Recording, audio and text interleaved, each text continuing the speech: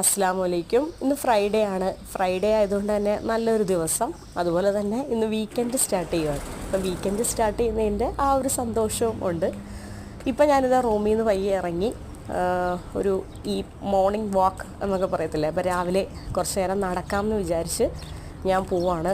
പിന്നെ മോളുടെ school bus വരുന്നത് 6 മണിക്കാണ്. അപ്പോൾ മോളെ സ്കൂൾ ബസ്സിൽ ജസ്റ്റ് കയറ്റി അതിന് ശേഷം കുറച്ച് നേരം നടക്കാമെന്ന് വിചാരിച്ച് ഞാനങ്ങ് നടക്കുകയാണ്.